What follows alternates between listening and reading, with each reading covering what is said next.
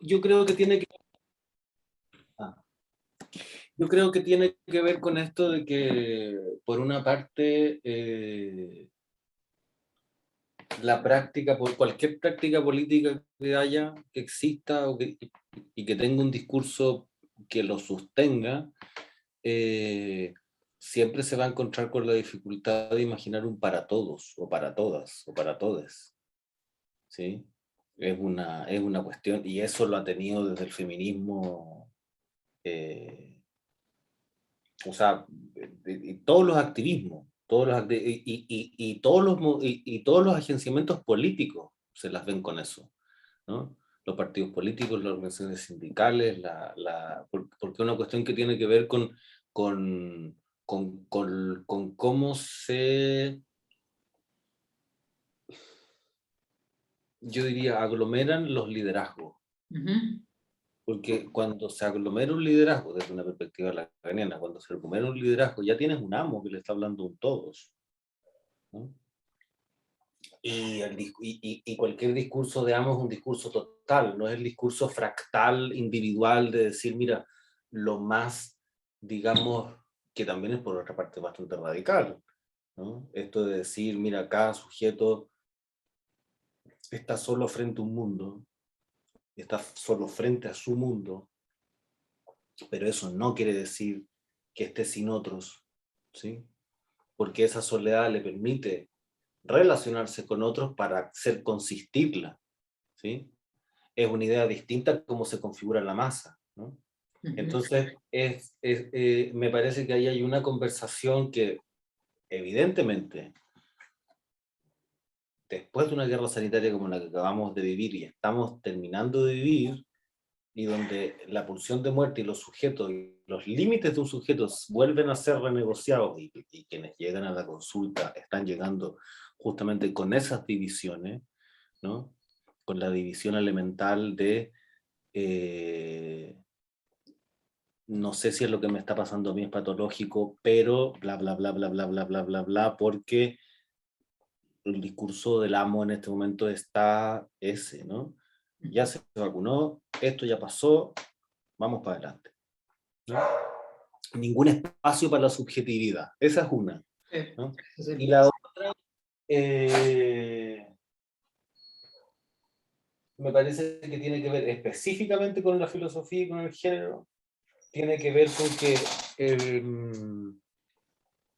este punto de encuentro, o sea, que los discursos sobre la sexualidad y los discursos sobre el género habían sido pensados en un momento en donde el saber, la ciencia y la política y la tecnología no estaban tan concatenados ni habían constituido una industria de producción propia del hipercapital. Ujú, ujú. Entonces, las reflexiones que existían, incluso las de esta gente, Lacan, Foucault, o sea, todos los que vemos,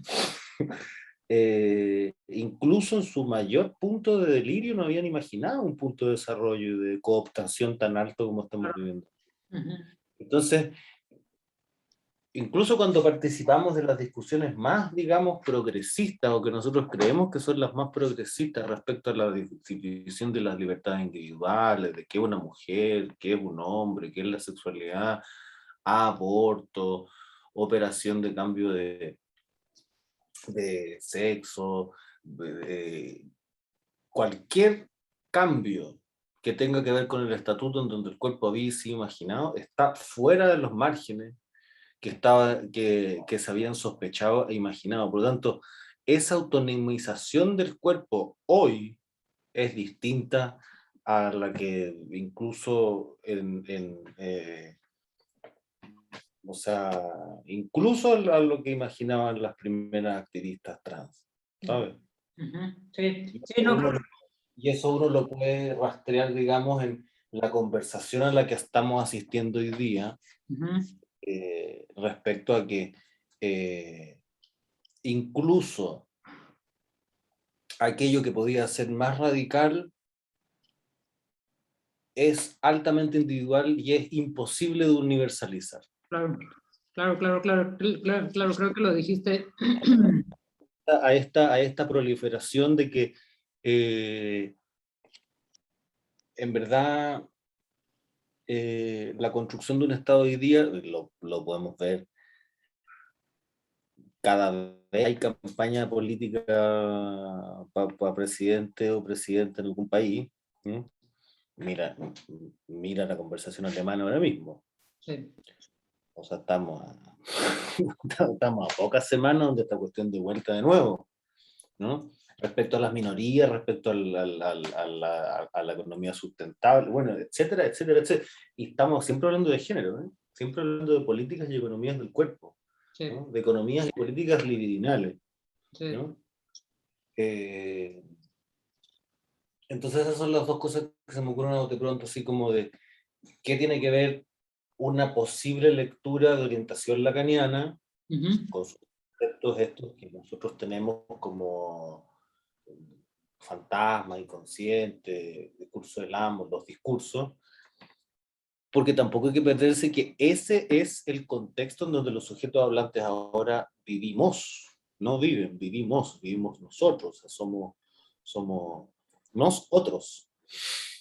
Otros, ajá. Somos Nosotros, otros, sí, somos otros. somos nosotros. Ujú, ujú. Sí, creo que lo resumes bien en esta idea que es muy de Jacques Derrida, ¿no? La autoinmunización del cuerpo.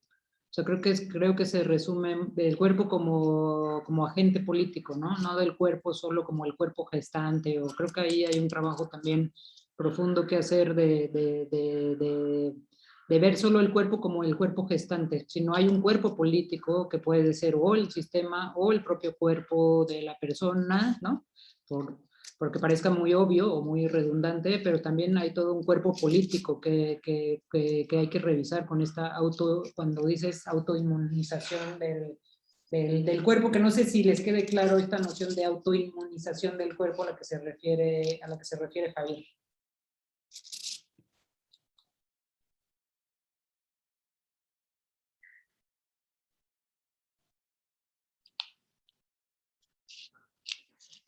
¿A todos les queda claro qué es la autoinmunización del cuerpo? No. No sé, Javier, si lo quieres comentar o cómo lo estás trabajando. No sé si es algo que estés trabajando ahora, recién, o si ya tienes tiempo trabajándolo y cómo desde Derrida, y si sigues esta misma lectura de la autoinmunidad de Derrida o está implícita otra lectura también ahí de los textos de Esposito, Agamben, y todos estos que han trabajado. Yo lo pienso así desde el régimen más puramente lacaniano, ¿eh? O sea, como de que en el fondo em, eh, eh, para decirlo más, digamos, puntualmente, creo que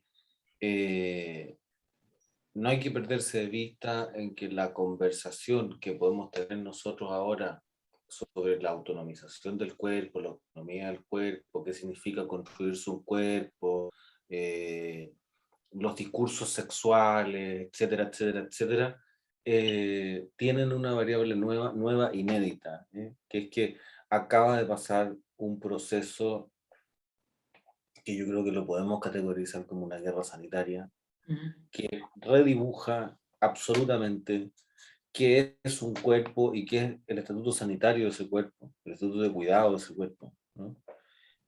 Así como eh, incluso a mismo Freud le permitió reformular el, el concepto de dolor, el concepto de pulsión de muerte después de la Primera Guerra. Parece que ahora mismo también, no es que vaya a partir todo de nuevo y tabula rasa, pero obvio que uno tiene que, o no sé si uno tiene que, pero sería bastante útil reformular y repensar algunas cuestiones y algunas coordenadas respecto a eso que habíamos guardado como zona estable de la conversación, ¿no? O Sí. sea, como que la ideología política fue tal cosa, etcétera. O sea,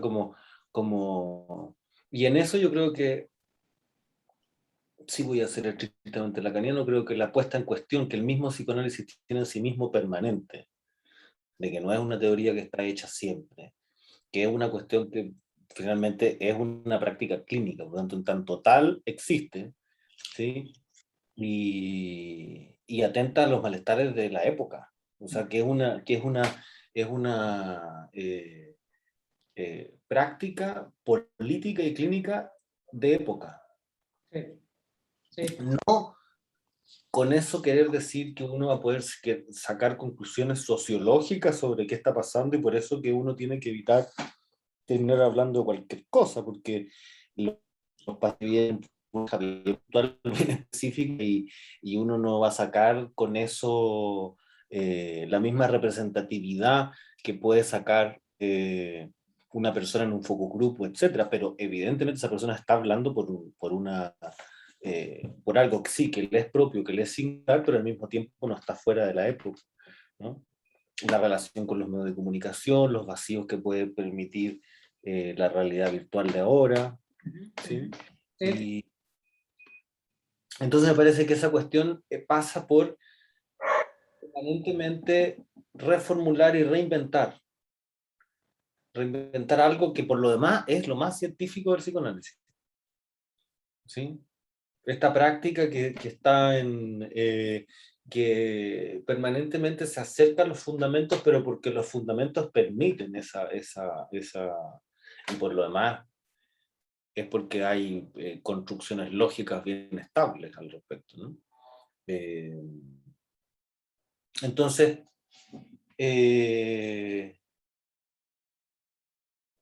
porque tú preguntaste específicamente qué cuerpo hoy casi, ¿no? Qué cuerpo singular hoy? Bueno, estamos en un nuevo cuerpo. Estamos en un nuevo cuerpo que es post-pandémico, que tiene otro vínculo real, que eh, los afectos hoy ocupan otro lugar al que ocupaban hace unos meses o hace unos años, porque ya comprobamos todos y todas que son posibles de transmitir con otras vías, y, y eso es nuevo y es inédito y no sabemos qué vamos a hacer con esa nueva información. Eso es el misterio. Ese es el punto suspensivo de este.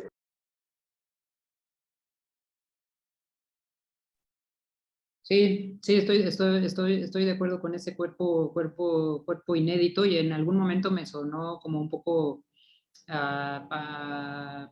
cuando Auger habla del no lugar, ¿no? Del no lugar también podemos hablar del no cuerpo. O sea, lo que nos ha dejado el tema de la pandemia, si ya entramos en una reflexión más profunda, es justamente el no cuerpo. Lo que nos ha dejado es el no cuerpo y ahí tendríamos que, desde mi perspectiva, pues que eso tiene que ver en realidad también con la autoinmunización del cuerpo en un sentido simbólico.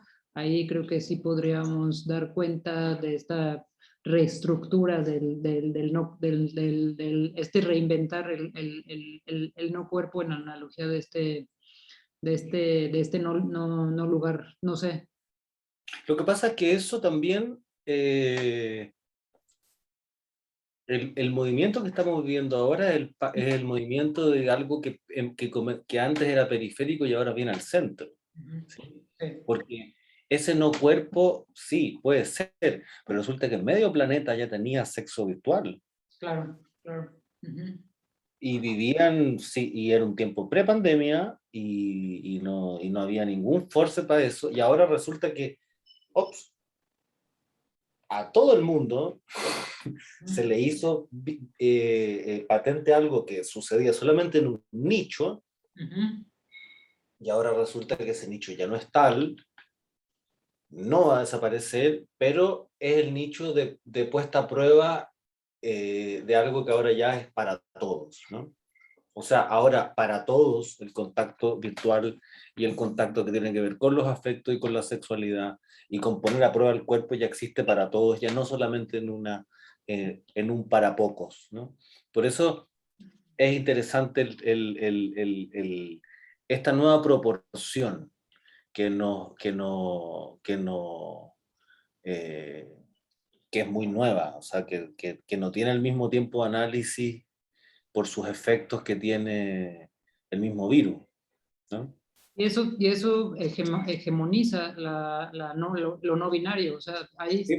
está inscrito entonces ejercicio de institucionalizar también como parte del capitalismo lo no binario, ¿no? Es como el capitalismo, en esta lógica que llevamos durante el seminario, todo lo que llevamos hasta ahora, es como el capitalismo se apropia como industria farmacopolítica de estos discursos que supuestamente son transgresores de una identidad sexogenérica. Y eso es importante verlo, o sea, eso es importante verlo, enunciarlo, porque de repente nos creemos o nos pensamos muy vanguardistas con referencia a ciertas manifestaciones del uso del lenguaje, por decirlo menos, ¿no? Donde ahí ya Concepción Company, ¿no? Esta lingüista de la Academia Nacional de no sé qué, ha salido en diferentes momentos a decir el lenguaje es una cosa, el uso que se le dé al lenguaje es otra cosa. El lenguaje nunca va a ser, nunca va a estar enunciado a partir de un género, ¿no? Y además es, lo que decía en algún texto es fijo, ¿no? El lenguaje de alguna forma es fijo. Entonces creo que, no sé, yo lo veo así y es algo que estuve pensando o reflexionando con otro grupo de colegas que tenemos un taller de didáctica de la filosofía ahí en la UASM, en el que está Mariela, ¿no? Entonces Mariela presentó una ponencia, presentó un texto de una investigadora brasileña, y ella proponía y esto me suena con todo esto que estás planteando, y ella proponía, esta investigadora brasileña proponía que se tendría que empezar a buscar nuevos derechos, ¿no? Las manifestaciones de nuevos derechos. Y entonces yo en un primer momento, cuando estaba leyendo ese texto y Mariela lo estaba exponiendo, yo pensaba, ¿cuáles nuevos derechos? O sea, ¿a qué nos estamos enfrentando con nuevos? Pero ahora que lo dices, ¿no? Esto nuevo que nos está pasando, que nos hace falta como profundizar más. Y en ese momento de la reflexión de ese seminario, de ese taller, lo que se me ocurrió es justamente que ya el legislar, no el aborto, sino la no criminalización del cuerpo, es un nuevo derecho. No es un nuevo derecho tácito, sino que está implícito en otros derechos. Entonces creo que llevando esta reflexión a otros niveles o a los niveles donde tú estás trabajando, como puede ser el tema de lo trans, es cómo podemos dar cuenta de esos nuevos derechos implícitos en los derechos ya establecidos. Y ahí tendríamos que pensar justamente, uno, quitar todo este aparato institucionalizante de la industria farmacopolítica, por ponerle un nombre, ya una nomenclatura en términos de Preciado. Y por otro lado es también quitarle todo el hipsterismo activista, ideológico, y entonces llegamos a este ejercicio que desde mi perspectiva entonces son dos lugares, y eso me hace volver nuevamente apreciado con un texto que ya hemos trabajado nosotros en algún otro momento. Nos llegamos a estos dos puntos: uno, la filosofía; otro, la clínica. Pero sí, con este trabajo que hicimos con el texto de Preciado, cuando se presenta ante los analistas franceses, vemos que hay una ruptura entre la clínica y la filosofía. O sea, hay una ruptura. ¿Cómo es posible? Y además no ha sido solo Preciado, ¿no? También Derrida tiene, y Rudinesco también tiene este otro texto, bueno, Rudinesco como analista también tiene estos diferentes textos. Si lográramos esta conjunción nuevamente de la clínica a la filosofía, podría darse esta misma relación de la clínica filosófica a lo político, al agenciamiento político. Puede ser una opción, puede ser una ruta de escape de esto que nos está tocando vivir. No sé los demás si nos están siguiendo, párenos, si no, entramos en un hoyo negro, creo que Javier y yo en este momento, pero no sé los demás si nos están siguiendo. Y no sé si eso pueda darse, Javier, una clínica filosófica del agenciamiento político del no cuerpo.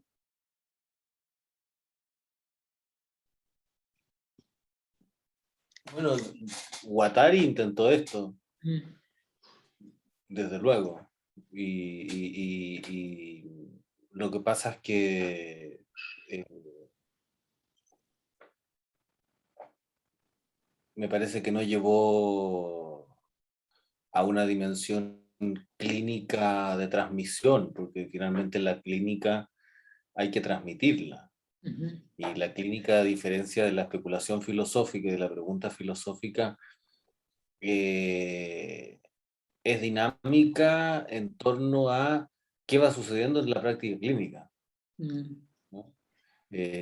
Cómo se va a sí misma reinventando. O sea, por eso mismo, por ejemplo, eh, Lacan, que se suponía que era el más vanguardista de todo, pues lo más vanguardista que hizo fue reponer el dispositivo clásico de la psiquiatría, que era la presentación de enfermos. ¿La presentación de Ahora, qué? la presentación de enfermos, ahora con esto que dices tú, desde otra esquina epistemológica. Es decir, la presentación de enfermo psiquiátrica clásica, que era un enfermo adelante, o sea, la lección de anatomía del doctor Tulp, Rembrandt, ¿sí?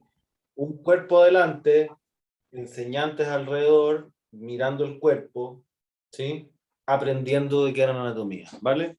Bueno, mecanismo clásico, un auditorio lleno de gente y adelante un doctor con alguien que está interno en un psiquiátrico preguntándole qué pasaba con esa persona. Ahora, eso en términos de dispositivo, en términos de escena,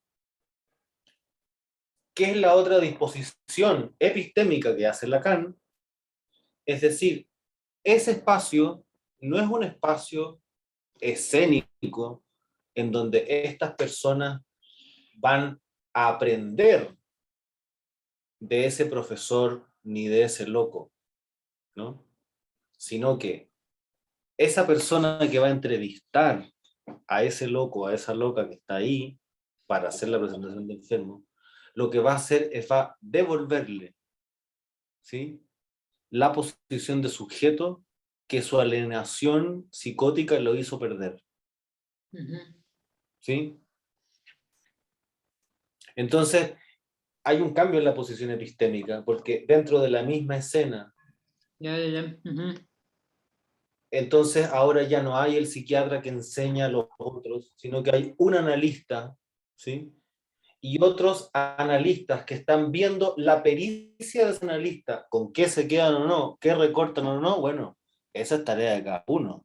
Claro. Pero no hay una lección para todos igual, para todas igual, en donde después de que se termina la escena, el profesor dice, bueno, pues bien, vamos a digerir, no, aquí no va a digerir nada, se acabó. O sea, de la misma forma que es incalculable e irreductible las impresiones de cada una de las personas que asisten a una obra de teatro o al cine o lo que sea, ¿sí? Se da en la formación y en la pericia de un analista, ¿no? Entonces, el uno por uno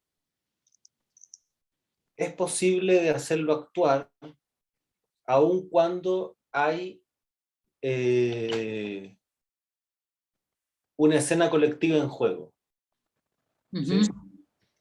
Que claro, claro, claro, eso sería como la escena colectiva de este salón virtual, ¿no? Exacto. Entonces, entonces, por ejemplo, qué pasó con cuando tú dices una clínica filosófica para un no cuerpo? Que se, bueno, Guattari intentó hacer eso, en la clínica que sostuvo él en Suiza para el tratamiento de esquizofrénicos crónicos, ¿sí? Cuando inventó este dispositivo de que los psiquiatras clásicos y los psicólogos no saben qué hacer con esa información. Pero ¿cuál fue su gran descubrimiento? Bueno, para un esquizofrénico se rompe el otro, no hay otro, ¿no? Ni el delirio es otro. Está todo pegado. No sé. Entonces, que un esquizofrénico internado crónico pueda comer con otros y lavar su plato, estamos listos. Ujú, Ahora, para producir eso es un camino largo, y lo ujú, que buscaba la clínica ujú, para que los sujetos salieran del estado de alienación y pudieran conversar y pudiera haber lazo social entre ellos y ella, era comer todos juntos, ¿no? Ahora, claro. lo que pasa es que él hizo un experimento, digamos, muy puntual, que dependía de él como nombre propio y no de una enseñanza, porque aquí tenemos Freud está muerto, sigue el psicoanálisis freudiano, Lacan también, sí, entonces esto de dejar lo que hablábamos en el seminario anterior, ¿no? De construcción o de Ridiano, ¿no? Ujú, ujú, ujú, ujú. La escuela o el personaje. Ajá. ¿Cuál personaje? ¿La episteme ¿no? O sí. ¿La episteme o el nombre propio que sostiene ese episteme? Ujú, o el nombre propio del episteme. Claro, Claro. y eso me lleva a, si les parece bien, vamos concluyendo, porque como yo di una plática hace una hora, ya mi cerebro está un poco frito, y Javier también creo que ya estamos llegando a ese punto de poder ir cerrando esta sesión, esta sesión de hoy. Eso me lleva a la otra cuestión. Si tú dices, bueno, entonces al final es un cambio epistémico en, no sé, ya aterrizándolo aquí a la parte virtual, al salón de clases virtual, a la presencia en este seminario de eh, ese cuerpo epistémico es corresponsabilidad de todas y todos. O sea, es decir, a mí de repente me hace ruido, ¿no? Como de, claro, me voy a meter, o estas políticas, por no señalizar algo en particular, estas políticas de vamos a mandar a los hombres a cursos de sensibilización por violencia de género.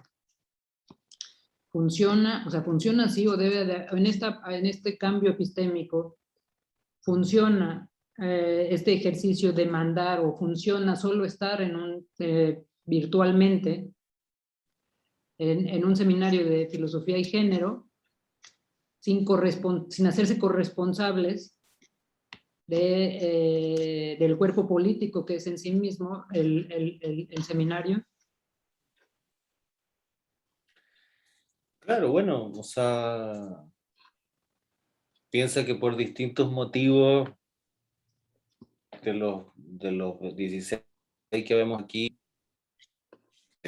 solo tú y yo tenemos cámara, y entonces no hay forma de, por ejemplo, de hacernos partícipe o que digamos, ¿no? La virtualidad alcance para sostener un cuerpo colectivo, Claro. ¿no? O aún más, quizás la presencia ya sea una cuestión de semblante virtual, ¿no?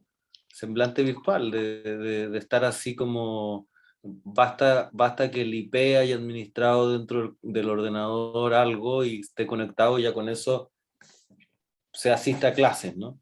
Yo creo que tiene que ver un poco con eso, con cómo la presencia, en tanto virtual o no, ahora ya definitivamente tiene otro lugar.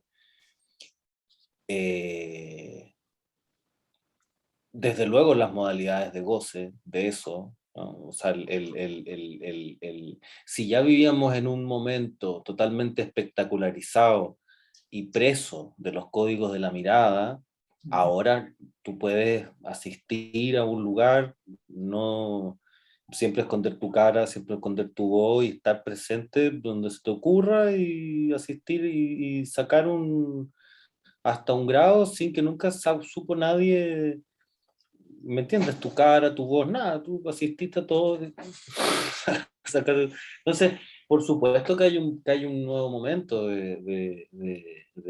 y no lo digo yo con el énfasis en un juicio de si era bueno antes, era malo antes, era bueno ahora, es malo ahora. No, yo no tengo idea. Yo creo que son cuestiones que tenemos que ir coordenadas, que tenemos que ir, digamos, poniendo sobre la mesa, porque eh, tenemos que hablarlas entre la mayor cantidad de veces y la mayor cantidad de voces al mismo tiempo. O sea, porque en eso sí ya, y ahí sí, o sea, no quiero levantar puño izquierdo, ni mucho menos, pero yo creo que estamos en comunidad, de todas maneras, en eso. O sea, ese es uno de los puntos exactos donde uno tiene que eh, eh, aportar algo del lado de estar en comunidad, de hacer presente que se está en comunidad, de que hay diferencias, pero se está en comunidad, de que hay un diálogo distinto y que hay distintas opiniones, pero se está en comunidad. O sea, como, eh, porque si no la digresión y la apoliticidad que puede producir eso, apoliticidad por desidia, por abulia, por apoliticidad porque eh, te deje de importar, Claro. Ujú. nos puede llevar a una cuestión que de eso sí yo creo que no tenemos noticia, ¿no? O sea, como, pero que tiene que ver con esto que tú llamas el hipsterismo, cómo lo nombras? El, Periodismo académico, que diga activista, bueno, también académico. que diga. exacto, exacto, porque en el fondo es interesante, yo creo, ahí eh, decir y hacer, ¿no? Sí. No, claro, y con esto sí, o sea, creo que los dos ejemplos que pusiste son muy interesantes, el de la clínica el de la clínica en la esquizofrenia, que hace que los esquizofrénicos se sienten a comer juntos. O sea, me parece brutal, ¿no? Brutal con esto que nos está pasando con el no cuerpo en general y en particular con el tema de la virtualidad. Eso por un lado me parece brutal y lo otro es el goce, ¿no? Sí, El goce de este no cuerpo que se quiere no hacer presente. O sea, eso me parece que es por lo que sea, por lo que sea, por lo que sea, pero este no cuerpo, el goce del no cuerpo que no se quiere hacer presente, me parece que es el grado máximo de éxito del capitalismo. por supuesto. Bueno, por eso ahora mismo quienes, por ejemplo, practican clínica con adolescentes o con niños, eh, están más cercanos a la prosa de ciencia ficción que a otra, Ujú. ¿no? Porque a lo que están asistiendo y al tipo de clínica que están abordando es efectivamente la de otro tiempo, Sí. ¿no? La de una separación, la de una separación que, claro, eh, eh, hay algo inédito ahí. Hay algo inédito ahí, que no podemos parar así el mundo a la Mafalda y decir paremos esto porque necesito entenderlo. No, al revés, tenéis que intentar tener una digresión o una aproximación por lo menos. Hugo pidió la palabra. Ujú. Hugo, y contigo nos Ya, vamos. estoy seguro de estarles siguiendo el hilo. Hay algunas ideas con las que de repente no me trago un poco, Sí. pero me hacía como, bueno, me remitía un poco a el mes pasado en un taller de pensamiento crítico. Se me ocurrió la idea de trabajar el tema de que yo tenía que muchas compañeras y muchos compañeros decían que no sentían que realmente estuvieran como funcionando las clases en línea porque no nos veíamos. Uh-huh. Había incluso hasta profesores y profesoras que decían que se sentían como raro porque si volvíamos a las aulas, pues ojalá sea pronto, pues íbamos a cruzarnos con los pasillos y que en realidad nunca íbamos a saber si tuvimos clase entre nosotros o no, porque no nos veíamos. Y pues no sé, a mí se me ocurrió como que podríamos valernos un poco de algunas herramientas pedagógicas, etcétera, ¿no? Pero es que en parte también no lo había pensado de esta otra manera, ¿no? La producción de pensamiento y la producción de relaciones a partir de este no lugar y este no cuerpo, pues no sé, o sea, creo que justo como lo mencionaban hace un rato, se vuelve como lo dijiste tú, ¿no? Me parece una esquina epistémica con la que, bueno, al menos yo no me siento como muy familiarizado. Y creo que es como la parte de una de las grandes irrupciones al menos en lo que nos compete como universidad, en las grandes irrupciones en las dinámicas pedagógicas y didácticas con las que Sí. nos estamos enfrentando, ¿no? pero eso abarca otros muchísimos elementos, ¿no? Las relaciones humanas, lo político, lo social, lo epistémico, lo ontológico, lo ético. Y pues creo que es hasta ahí donde yo les estoy agarrando el hilo. Sí, sí, pues lo agarraste perfecto. Es justamente de esa nueva, digamos, es la misma conversación de siempre, pero con una interfaz que altera esa conversación previa. Sí, sí, de acuerdo con Javier, con que es así como lo estás nombrando, enunciando, Hugo. Y creo que el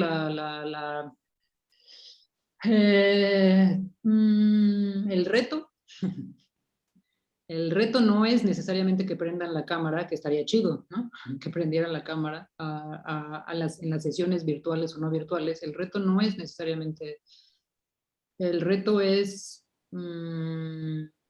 cómo me hago presente sin a veces ser visto, ¿no? O ser vista.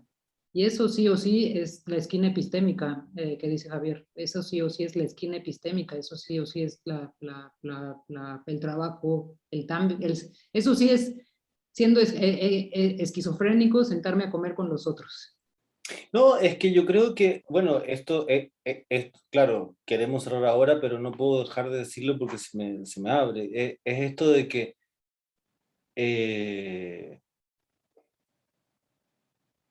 y no quiero sonar una abuelita aquí que está abordando y decir, no, mire, este nuevo mundo, pero bueno, mucho de este nuevo mundo mediatizado, de redes sociales, que sé yo, no sé qué, no sé qué, no sé qué, tiene que ver con convertirnos en espectadores, ¿sí?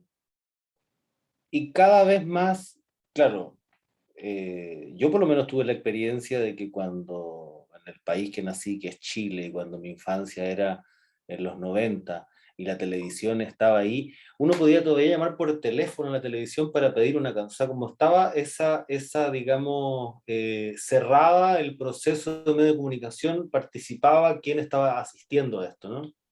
Y ahora ya eso es nulo, o está solamente administrado a Twitter, o sea, como a reacciones. Y entonces, finalmente somos espectadores, pero no somos testigos, porque para testificar hay que incluir nuestra experiencia, ¿sí? Entonces, el desafío que tenemos, me parece, es participar de espacios pedagógicos con nuestra experiencia y no como solamente espectadores. Porque si participamos solamente como espectadores, pues lo que ganó es la gramática capitalista, que es X hace el show que quiere y una serie de otras personas pues miran, expectan, ¿sí? Sin poner ahí la experiencia y el cuerpo que hace que ese dispositivo funcione, que sea el dispositivo pedagógico, ¿no? Que él, yo no estoy de acuerdo, yo opino distinto, no sé qué, mi palabra.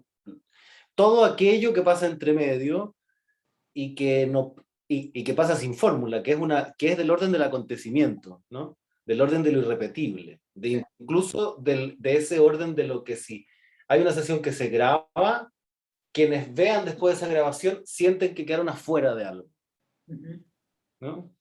Porque no apretaron ni metieron la voz o qué sé yo, pusieron por chat, este no tiene idea de lo que está hablando y opina otra cosa, ¿no? O lo que fuera, ¿no? Entonces, ese quizás es el desafío de la conversación, de seguir utilizando estas nuevas interfaces, porque no vamos a caer en esos anacronismos conservadores de reivindicar un tiempo anterior, ¿no? Para eso la gente de derecha y los fachos tienen mucho, ¿no? Están corriendo solos, ¿no? Entonces, el desafío y la tarea es ¿qué pasa con esa otredad para ocupar una categoría, ¿no? ¿Qué pasa con con nosotros? Sí, ¿No? sí, sí, sí, sí, sí, sí. ¿Cómo nos hacemos consistir como nosotros? ¿No? ¿Qué sé yo? Sí, yo creo que ahí está la respuesta, no la respuesta, yo creo que ahí está el trabajo de este seminario, ¿no? Y todas las inquietudes de ustedes puesto sobre la mesa es justamente eso, cómo nos hacemos consistir en nosotros. En tanto como muchos citaron a Simone de Beauvoir, lo de la autonomía del cuerpo, ¿cómo hacemos consistir esa autonomía? ¿Sí? Y esa autonomía no sea solamente otra frase más para ponerla alrededor de algo, ¿no? Sí, es apropiarse, justamente es apropiarse de los conceptos, no usarlos en un hipsterismo activista nada más, o sea, sí es apropiarse de esa noción de autonomía, pero es apropiarse desde ese lugar de la esquina epistémica, no por ya hacerlo como muy metafóricamente, es posicionémonos en esa esquina epistémica y desde ahí entonces sí hagamos activismo o hagamos academia, pero teniendo claro que esa esquina epistémica sí está atravesada por una parte clínica, ¿no? Por decirlo de alguna forma, y también por una parte filosófica, ¿no? No sé si lo estoy reduciendo mucho, Javier. Podemos hacer lo que queramos. Podemos hacernos consistir sin estar presentes.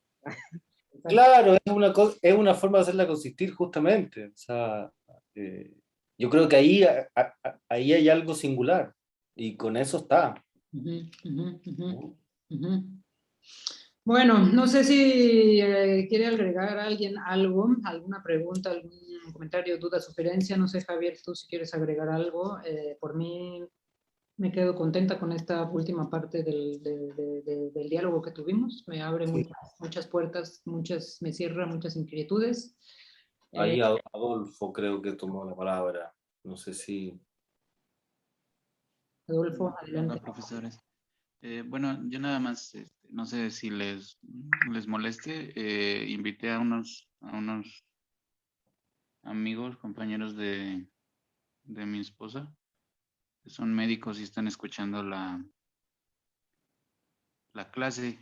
Entonces, bueno, pues ellos han de tener muchas preguntas, yo supongo que ya para otra sesión. Pero bueno, nos quedó la inquietud a ellos les llega mucho la inquietud por su forma de entender el cuerpo, la mente, ¿no? De darle una base material a todo lo que decimos, ¿no? Entonces solamente era esto. No sé si alguno de ellos quisiera tomar la palabra ahora y comentarnos cuál es esa inquietud del cuerpo material o cómo la están pensando. ¿O qué es lo que les Vale. complica? ¿Qué es lo que les complica de la parte material del cuerpo que en teoría no estaríamos tocando nosotros, entiendo? Bueno, sería como cómo interpretar el inconsciente. Les cuesta trabajo de algún modo el consciente, perdón. Cómo interpretarlo materialmente, dónde está, cómo fundamentarlo, cómo verlo, cómo interpretarlo. Ese en sí es el conflicto.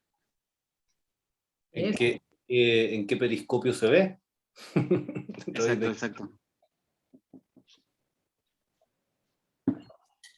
Bueno, pero me imagino que personas que son médicos han pasado por la facultad y eso ya está resuelto, ¿no? Yo creo que son los fenómenos, o sea, que eso es una...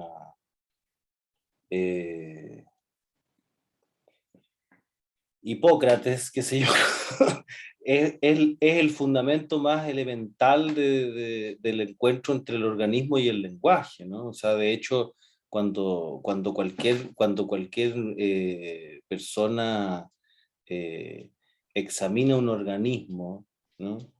Ya observa en él mismo una semiología que está intervenida por la palabra, ¿no?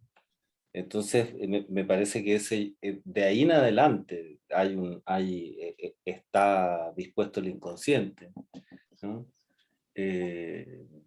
Y me parece que en las múltiples, digamos, vertientes y escuelas en donde la psiquiatría se funda, hay distintas palabras, ¿no? Para aproximarse a qué es el inconsciente, cuál es esa, digamos, caja negra, ¿no? de un sujeto, ¿sí? Entonces, claro, es un poco caricaturesca la pregunta, la verdad, ¿no? ¿Dónde está el inconsciente? Es como, bueno, ¿dónde está el alma? ¿No?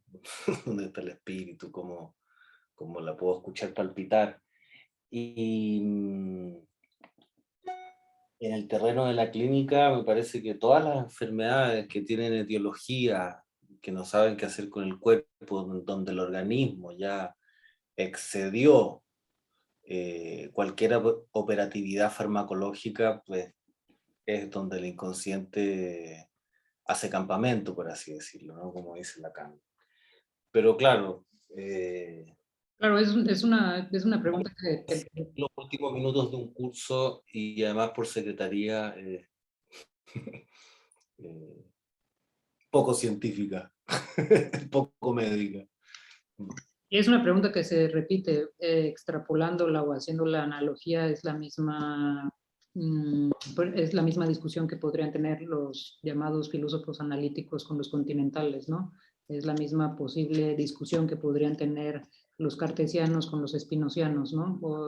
Entonces creo que son películas, preguntas justamente binarias que de lo que quiere dar cuenta justamente este seminario de filosofía y género es deconstruyamos ese binarismo, ¿no? No estamos pensando, si no tampoco pudiéramos estar avanzando en justamente la epistemología si siguiéramos pensando nada más en el pienso luego existo o la epistemología kantiana del a priori y de la posteriori, ¿no? Creo que la epistemología está muchas veces muy superada por la neurociencia, pero la neurociencia no tiene ni siquiera la última palabra con respecto al inconsciente.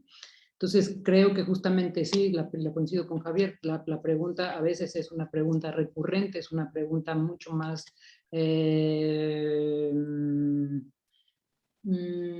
irruptora, pero no en la irrupción de la construcción del conocimiento, sino en la irrupción de probar que una ciencia está por encima que la otra, y yo creo que ahí habría que tener cuidado porque justamente es como decir el hombre es más fuerte que la mujer, o sea, es terminar reduciendo disciplinarmente una postura que intentamos en este seminario ir deconstruyendo. Bueno. Pero lo interesante es cómo se presenta, ¿no? No se presenta nunca de frente, ¿no? Se presenta siempre por secretaría e indirectamente. Sí. ¿Sí? Entonces es interesante eso porque el gesto también implica la potencia de un diálogo y la real voluntad por aproximarse, ¿sí? Para ponerlo más en concreto todavía, ¿qué voluntad real hay cuando X le dice a Y que Y le diga a Z que le gusta a la amiga? No, que se lo diga directamente. Me recuerdo. Ajá. Claro, y ahí me parece que eso es una voluntad interesante de diálogo, porque justamente para cuestionar justamente la práctica del psicoanálisis, siempre se recurre a esas estrategias, digamos, de higienismo barroco. Sí. Sí, me recordó al texto de estados de ánimo del psicoanálisis de Derrida. Me Sí. parece muy esa lectura. O sea que ya tengo 2 lecturas más que quiero trabajar con ustedes o queremos trabajar con ustedes, además de las de Judith Butler. Bueno, si no hay más, Javier, muchísimas gracias. Bueno, seguimos al habla, yo ya les pasé mi mail, así que cualquier cosa, pues ahí andamos. Bueno. Sí, gracias y nos vemos el próximo jueves. Les escribo en el Classroom, creo que voy a cambiar la lectura de Judith Butler y a lo mejor les pongo otra vez Apreciado o a Derrida. Después de esta sesión creo que me dejaron con ganas de trabajar otras cosas. Interesante, claro. Sí. Bueno.